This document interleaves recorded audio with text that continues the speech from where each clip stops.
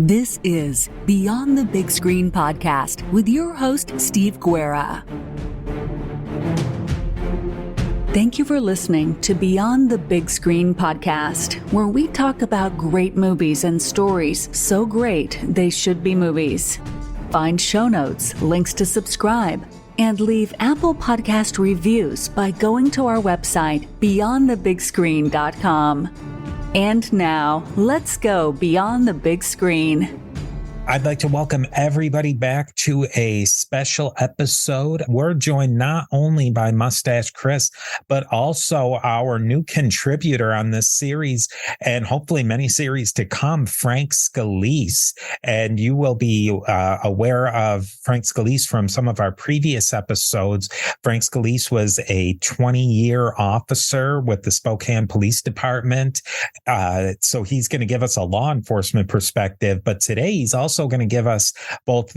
Frank and Mustache Chris are going to give us a perspective on crime, but not only crime, but a mutual passion of theirs of hockey, as we talk about a really fascinating piece of history, of hockey history and mafia history with the hockey team called the Danbury Trashers.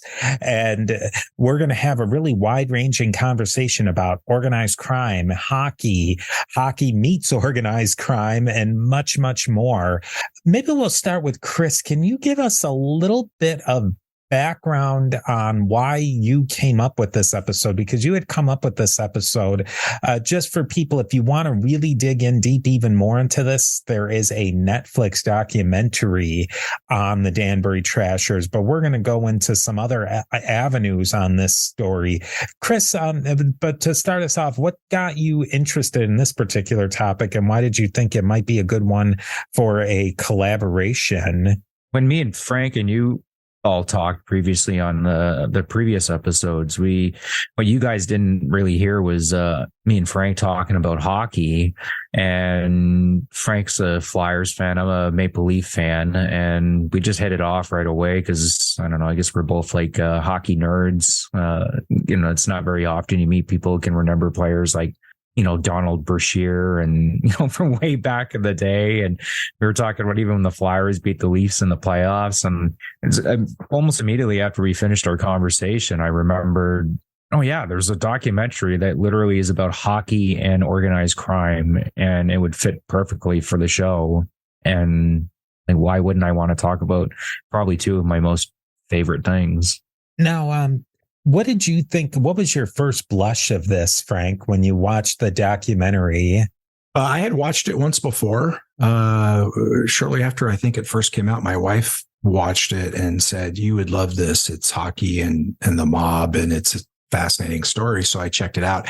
But when Chris brought it up as a possible discussion point here, I went back and watched it again just earlier this week, and Christy and I sat down, and what struck me about it was how completely interwoven the two topics were. I mean, the things that were happening that were mob related in this story were tied directly into things that were happening to the hockey element of the story. And there were just a lot of different things that I'm sure we'll touch on that reached out and grabbed me by the throat and said, "Hey, this is pretty interesting." As a huge hockey fan and a fan of Canadian culture and certainly hockey culture, I liked some of the things that they showed. But the mob culture, or at least the family culture of the Galantes, and the dynamic between the father and the son, especially, was pretty interesting. And so I'm sure we'll delve into that.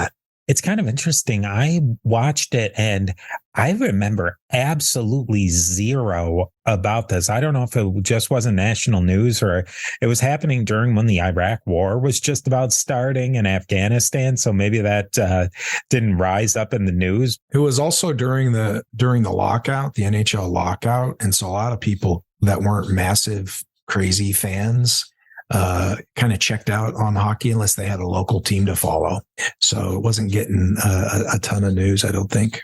Yeah, that's really interesting. I also, it was just incredible. The story had so many different elements, and a lot of elements that Chris and I had talked about with wrestling. I felt like I was watching something that was ECW, like with this extreme form of entertainment. Chris, maybe you could set us up a little bit of the background in the early life of AJ Galante and Jimmy Galante, the founders of this team. Yeah, well, like we're early in the documentary. I think the first person you see is the commissioner of the UHL, and he immediately starts talking about Jimmy and, you know, like how he did all the stuff for the community, like not just like, oh, he was donating turkeys. Like I believe he was like actually building buildings, and he was donating to the hospital, and, you know, from football field, yeah. And from everything that I read, he was Jimmy Galante, the father of AJ Galante, was a very well respected member of the Danbury community. And we get this little montage of like AJ, like when he was just like 16 or something like that. And it just made me laugh just how people used to dress back, because I grew up during that time. Like me and AJ are probably around the same age, and just like the baggy clothes and like the like the hats and the giant gold chains. It just looks ridiculous. Even I've listened to some stuff that he's done, like podcasts and like interviews, and he talks about just how ridiculous he looked at the time. It's like one of the better moments in the documentary, in my opinion.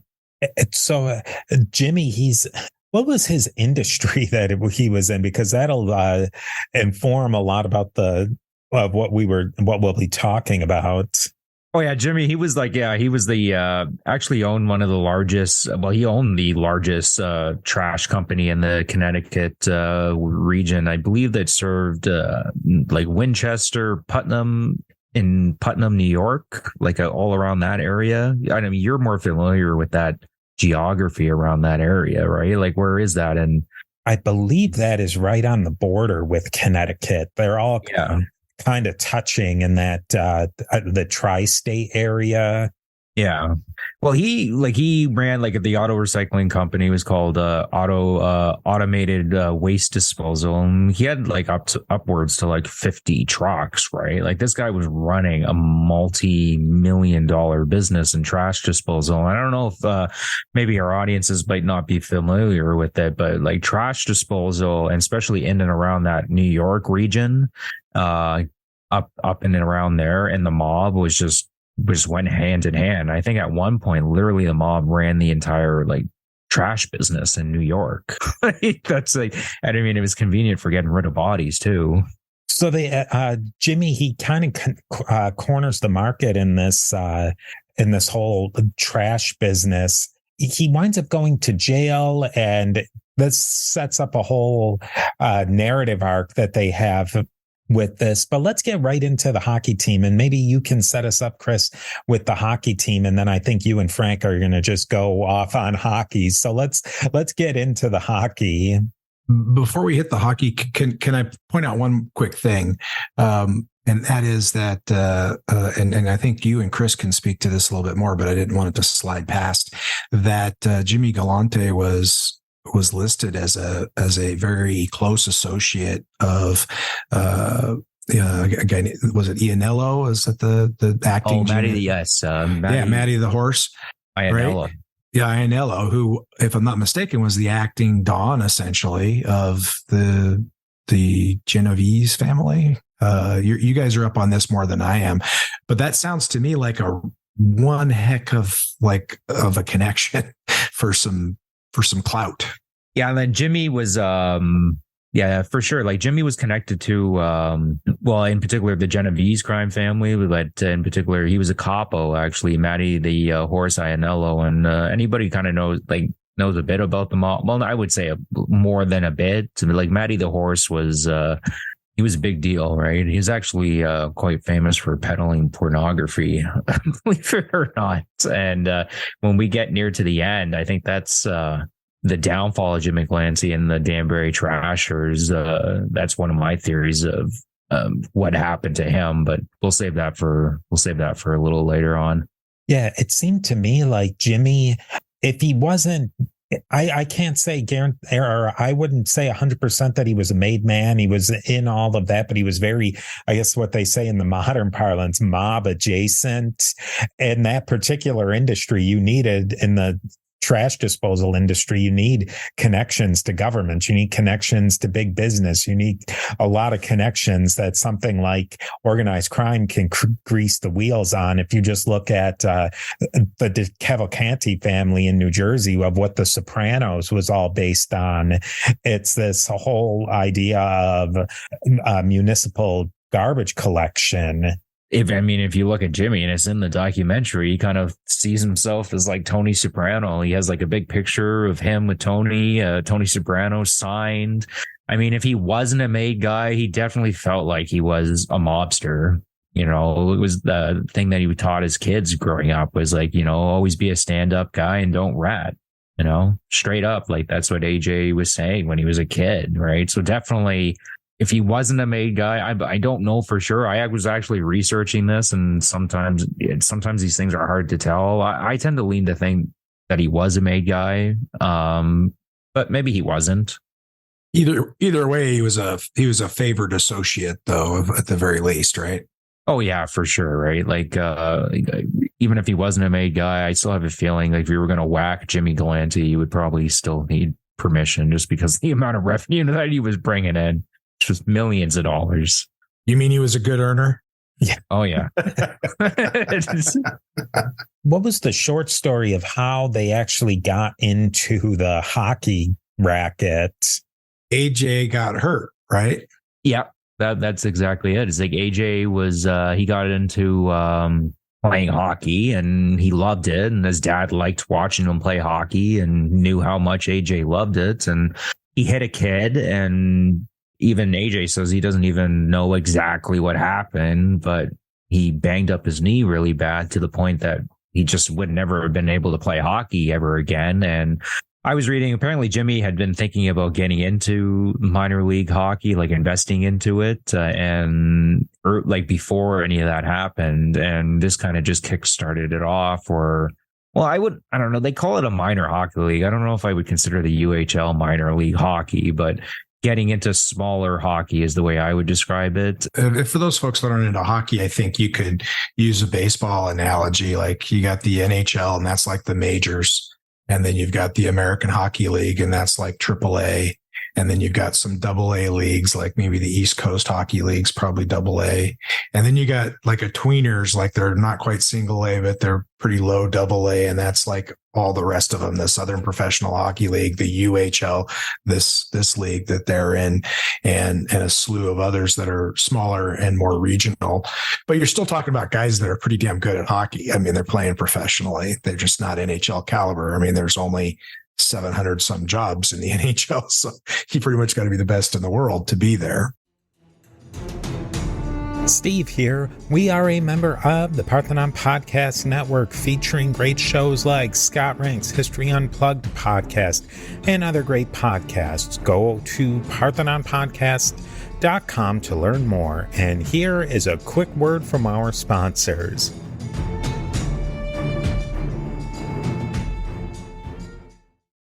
Oh, that was a question that I did have. So that's not, it's interesting because we'll get into some things later on. It wasn't really in the baseball metaphor. It's not AAA, the league that they were in, like people who are on the cusp of professionalhood. AA at best, I would say. I mean, and lower AA, like the East Coast Hockey League is probably a higher tier talent wise than the UHL. Is the UHL even still solvent? Chris, do you know? No, they're not around anymore. It's yeah. The UHL. It's weird because it's like it's a minor league, but it's like kind of semi-pro. So in the UHL, okay, so I'll use an example. Up here we have the Ontario Hockey League, the OHL, and that's strictly developmental, right? So you can't be older than, I believe it's 18. Once you're 20, past 18, 20. Is it 20? Yeah. Every team can have like 3 or 4 overagers, so it's really 16 to 19. Yeah, so that they get strictly for developing young talent is really what it is, right? And then you go from there, like, oh, are you good enough to play in the NHL, the AHL, or, you know, maybe overseas in the KHL, or there's a lot of different leagues, right? Where the UHL, they never really got into the details of how it works, but I know in the AHL, it's a semi-developmental league where you're allowed to have a certain amount of overagers, right? But only a certain amount. So I think it's like, I don't know off the top of my head. It could be, do you know, is it like you're allowed to have, like, was it like 50? It's not 50. You can have like 25% of the roster being overagers. I'm not sure.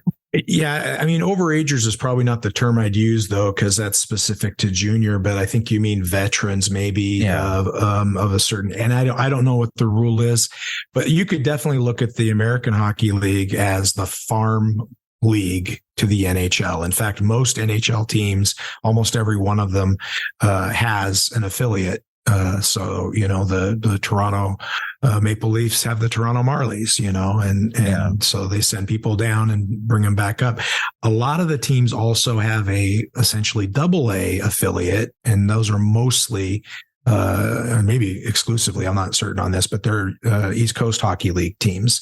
And so I don't know who it is for Toronto. For the Flyers, it was it Richmond last year? I think, I can't remember.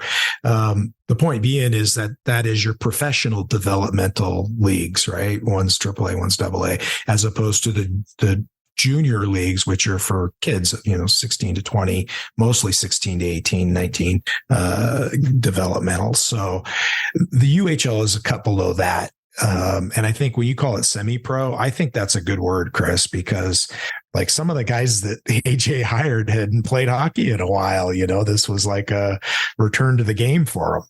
Well, they had that one player too, Roman, the Nigerian. I'm trying to remember his name right now. He played Roman in the Indoor. NHL. He played in the NHL. Mm-hmm, Brian Gretzky, he played not a lot, but he played a couple of games and a couple of points. Yeah.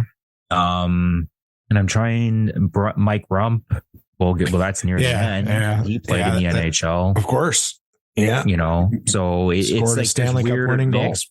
Yeah, it's this weird mix where there's older players, but there's younger players there, and in the documentary, they call it minor league hockey, but that's not really something like it. I don't know. It's like the AHL, right? Like we'll have I'll use an example. Like the Leafs had Kyle Clifford, who played on the Marlies all season. We're talking about a guy that's played in the NHL his entire life and is a two-time Stanley Cup winner. He's just playing there because he's not good enough to play in the NHL anymore, but doesn't want to stop playing hockey, and he wants to live near home. So, and we liked him. So we just signed him to be like, hey, mentor the kids.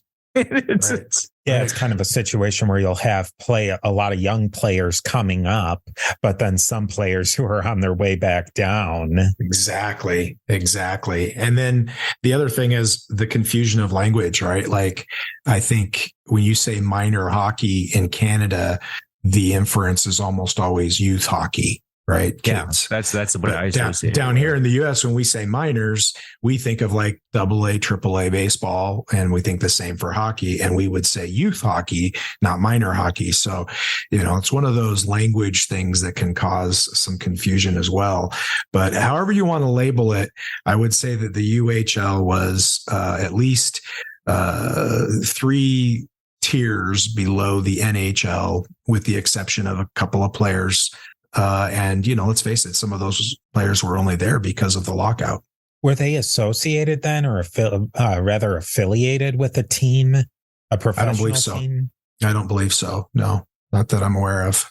No, the UHL, everything that I've read is they would like corner the market in places, say like Danbury and just like other teams that just did not have a professional sports team of any sort. And they figured, well, if we set a team up here, will be the only show in town. I mean, I believe the UHL ran for 15 years. So, which is not a bad run for one of these types of leagues.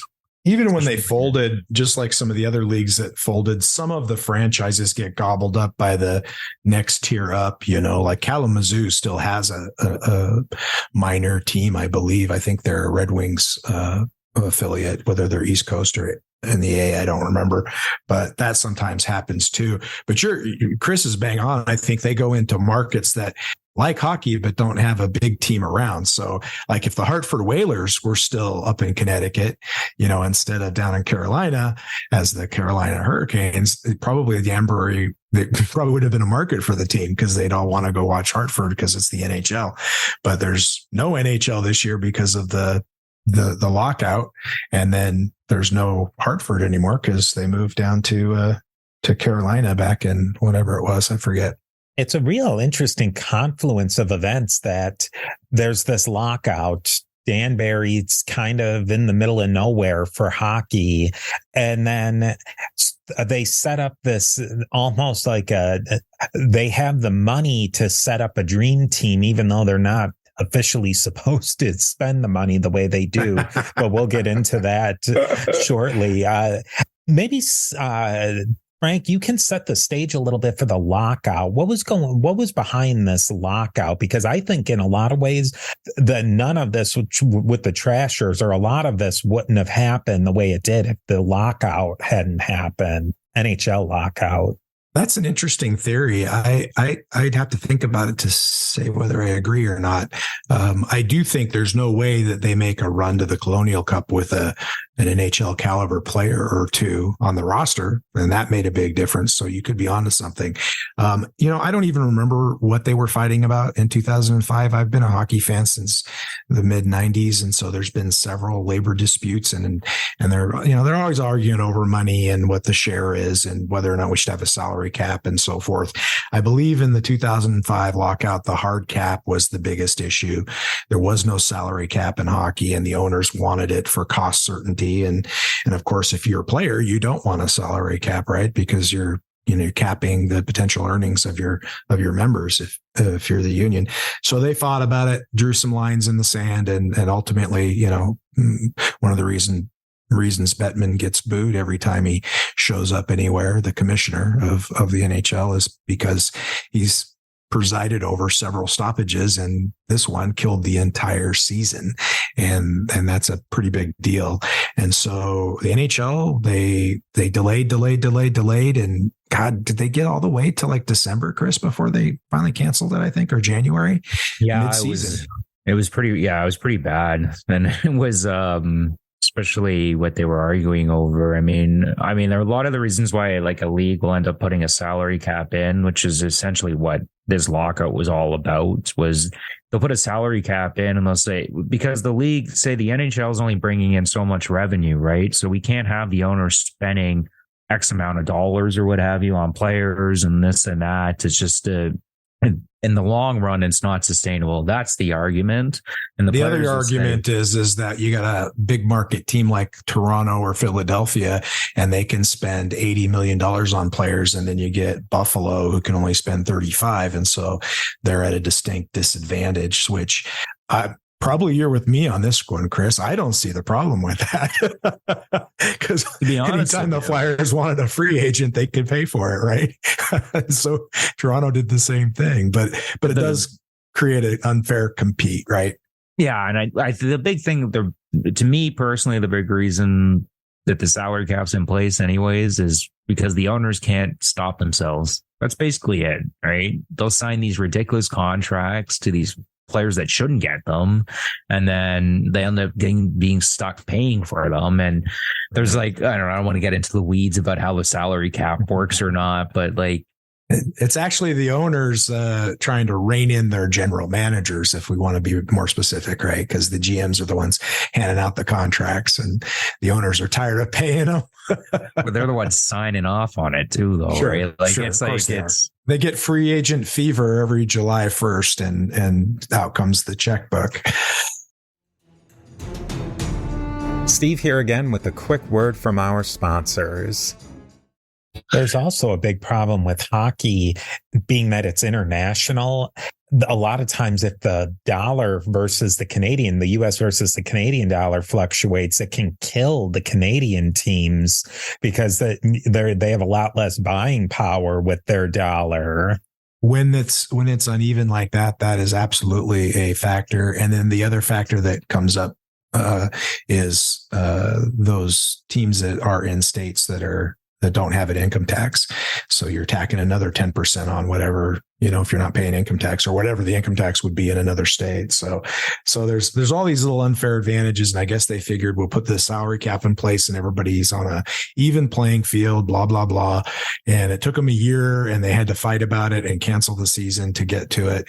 And the Danbury Trashers ended up being very much the recipients of that bad luck for everybody else because, they landed a couple of players that might have been playing at a higher level because once the NHL isn't playing, those players who want to play, go play elsewhere. Some went overseas, some played in the American League, some played, obviously one of them came and played in Danbury, and that pushes the talent all down another tier. So guys who are good enough to play in the A, some of those get bumped down to the East Coast League. Some of those guys end up in one of these, regional semi-pro type teams like the UHL. And so it's just a trickle down effect. And as most trickle down effects go, it's not good for the people that it trickles down to at the end. So, but that worked out good for Danbury because now you said it's a confluence of events. It surely was. I mean, here's a guy who wants to buy the team for his kid, make him the president and general manager. He goes out and he can get players that he couldn't otherwise have gotten if the situation were different. And then once he's got those players, he is going to be able to keep them because, as you alluded to earlier, they might be getting a check for whatever from the Danbury Trashers, but they're getting a nice fat envelope every week as well. And that is circumventing the rules. And they admit it freely. At least three of the players admitted it freely during that documentary, if you remember. Yeah. What do you think about that, Chris, that they were getting big? The UHL did have a salary cap and a salary structure, but to get these guys on board, they're giving them big, thick envelopes full of cash. I just think it's I think it's hilarious, right? Like the players are talking about like Jimmy Clancy just dropping 10 grand on the table and just like, there's your signing bonus. And like, if you do like a little bit of research too, like Jimmy's like hiring like their wives and kids to work at the dump, basically with no-show jobs, and plus they're eating steak and lobster and private cars. I think they alluded to it. Sounded like they were putting them up too, like their lodging was comped as well. It sounded like, or they got really cheap lodging that was really nice. I mean, they kind of skirted that a little bit, so it wasn't entirely sure, but that is what they alluded to.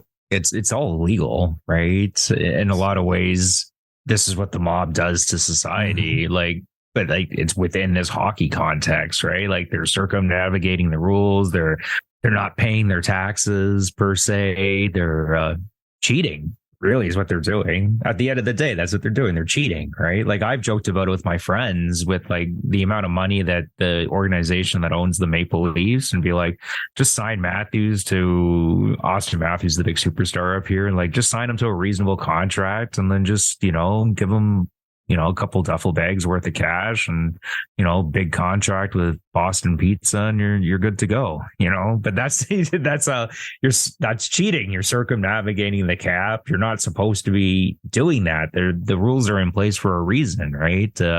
It's almost like the best. It's like basically like no-show jobs, right? Where the cities used to be famous. Well, they're still famous for this, but like local governments are famous for this. Like the mayors, like hiring their friends to go work for the dump or go work for, to drive say a bus. And it's just, they're on the payroll, they're collecting a paycheck, but they're not actually showing up and doing this job, right? Like it's like kickbacks, right? This is what the mob's famous for, is the kickbacks, right? And unless I'm mistaking my Sopranos history, weren't these kinds of jobs used to show legitimate income and to create legitimate retirement opportunities like 401ks and stuff? Yeah, that's exactly it, right? For a lot of these guys, you can show that like, hey, I am bringing in some money, and most of the time it doesn't account for the vast amount of money that you're showing up. It's like, well, yeah, you work in a dump, like, and like, how do you afford this Lamborghini? But at least you have something on paper showing like, hey, I work here. And maybe you might have to just literally show up to the plant once or twice a week or something. You probably don't even have to do that. Maybe once a week, you just show up and you're just there so they can be like, oh yeah, he was at work type thing, right? When they investigate. But it does help when you can have the ability to be like, look, I am actually bringing in money, and like, oh, I'm investing in this and this and this, right? Like, as opposed to, I believe it was Lucky Luciano, when they were asking him, it's like, where did you get all this money from? You haven't had a job in 20 years. He's like, well, no, I own this restaurant like down the street, and he forgot what the name of the restaurant was. He actually did own this restaurant, but like he actually forgot the name of the restaurant. And it doesn't look good, like when they're prosecuting you and be like, where'd you get all this money? And you've never had a job, and then there's no way to funnel the money. But getting back to the story a little bit, and this that AJ, he was, and this is a conversation that I'd be really interested in hearing both of your opinions on. Maybe we'll start with Frank on this one. I find it very interesting that AJ, he loved hockey as a sport. He played it, he lived it, but he also was a huge fan of professional wrestling, and he loved the showmanship of that, and he wanted to really bring those two elements together. And I think you see that in extremes in this, but anytime you watch a sport, really, you're looking for both the pure athleticism, but you also want to be entertained as well. What do you think about those two really competing forces inside of sports, pure athleticism and then fun? I think you said it perfectly. I don't think I could say it any better. Personally, I'm not a wrestling fan at all. I've always been disdainful of it because it's fake. Not that they're not physical, not that it's not athletic, but because it's staged in terms of the fighting and stuff. And it took me a long time to get off my high horse and just recognize that people enjoy it for the entertainment value, and movies are staged too. And I don't call them fake, so, and sometimes things happen in hockey that are staged, some of the fights that used to happen, off the puck drop.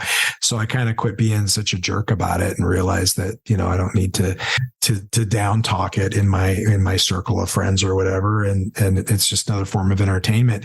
And it does have a very spectacular element to it, doesn't it? I mean, it's over the top. It's big. It's loud. It's a spectacle. And when you bring that to a hockey arena like AJ did, what do you end up with? Well, pretty quickly you end up with a very full arena, section 102 full of the biggest maniacs of your fans. And all those folks are paying money to get into the rink. They're paying money to buy a jersey. They're buying popcorn, beer, hot dogs, and everything else that goes along with it. So number one, it's great for the community. That's the one thing that struck me about this entire thing was here you have a couple of guys. Well, Jimmy anyway, in particular, he's a bad guy. I mean, if you look at the stuff that they had him on tape saying, if he did those things and he was, he pled to some things that he was accused of, he's a bad guy, right? But he's very likable. He's almost like a folk hero in this community. And when they create this team, it's something for the community to rally around, this huge event that's just full of energy and spectacle. And they reveled, of course, in being the foil, being the bad guy. What do they call that in wrestling, Chris? The bad guy has a different name. Being the heel. The heel, that's it, right? They were the heels of the UHL, were they not? I mean, that was very, very. That's exactly it, right? AJ played that part. He even talked about that he was trying to play the heel of, hockey, really, with the Trashers, and he played because he knew that everyone was going to hate him anyways. They think like, "Oh, Daddy bought you this team. You dress ridiculous. You're only 17 and you're running a hockey team." And he just played it up, right? Like Floyd Mayweather's famous for this, right? Like he had to change up how he boxed because his hands were literally like disintegrating, and so he knew that he was going to fight a style of boxing that was not going to be exciting and just to continue his career. And he knew that people were going to hate it. So he started creating this persona, the Money Mayweather, which is people just pay to watch him fight in hopes of seeing him lose. For a long time, that was it, right? Because everyone just hated him so much. But they were paying to watch. Money spends the same no matter why they came, right? Yeah, and you were mentioning like you're not so like I'm a huge fan of professional wrestling, and I totally get what he was like trying to do with mixing the two of them up, right? So anyway, we did like an earlier episode on the Beyond the Big Screen where I kind of went into like the whole history of professional wrestling, and we covered the movie The Wrestler too. And great movie. Yeah. Great movie. That was like kind of one of the crazier scenes in the movie though. It was like when Jimmy brings all the professional wrestlers to AJ's party, and it's like Triple H and Chyna, and I think The Rock was there. The Rock was there. I mean, when you've got wrestlers in the crowd that I recognize, you're probably hitting the high ones. But I don't know that we truly got a good picture watching this documentary of how crazy it probably was in that arena. Because when you're watching it on video, and let's face it, it's not the greatest video, it's not television, it's not like even like a phone today would probably take better video than what they were using there in 2005. But when you're there in person, and you can feel the energy and the spontaneity of the events, it's a whole other level than like what we saw in the documentary there on the screen. And it has a galvanizing effect on the community, especially a smaller community. I mean, I don't think Danbury's tiny, but it's not a metropolis, right?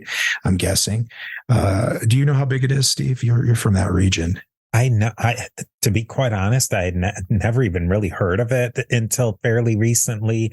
And Hartford's not that big, and Hartford's bigger than Danbury, I'm pretty sure. So it's definitely I get the sense that it's sort of a Rust Belt community too. It probably hasn't gotten its boat didn't get lifted in some of the better times that came along either. It seemed like a hard scrabble town. As of 2021, 86,000 people live there. So I'm going to guess fewer people possibly in 2005. But even if it was comparable, that's a city, but that's a small city. And you get a galvanizing force like this spectacle that was the Danbury Trashers. You got a team that's entertaining, that is beating the hell out of other people 3 and 4 times a night. And they're winning. I think their record was like 44-28 or something like that. I mean, they had a 68, 70% win percentage, which is in hockey, that's incredible. That's a great percentage. And so, I mean, you're putting the puck in the net, you're putting their fist in somebody's face, and it's all spontaneous. You never know when it's going to happen, and it's all occurring in front of a full arena with all that energy. I mean, I understand why people got swept up in it and why it became such a big deal. But there's another piece to it too, and that is, how much money do you think they laundered through that hockey team?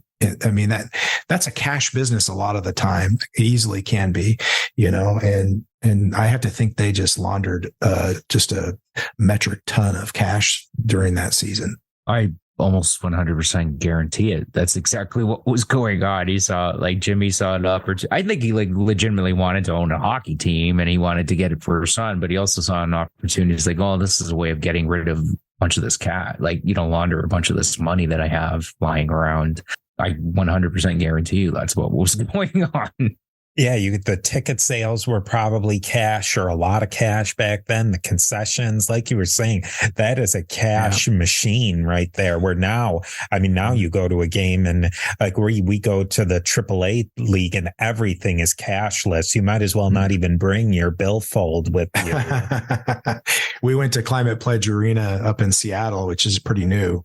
Couple of years old now is all, for Seattle Kraken game. We went when the Flyers came to town, and my wife was kind of freaked out a little bit. She didn't like it, but basically you just walk into a place and pick out what you want and walk out, and they charge your card. You don't have to contactless, much less cashless. And that was a little too big brother for her. She didn't care for it. And I certainly understand that. But, I bet that arena was a 7,000 seater or something like that. And I bet they sold 12,000 tickets every night when the books were done, 5,000 phantom seats that somebody quote unquote paid cash for, there's just the opportunities were huge there, I think. And we're going to wrap up today's episode right here. But if you enjoy what you're hearing, come and check us out on part 2 of this episode. While you're waiting, it would be great if you could leave a rating and review on iTunes. Go like us on our Facebook page and group and all of our other social media. You can find all of that and more at beyondthebigscreen.com. We'll talk to you next time.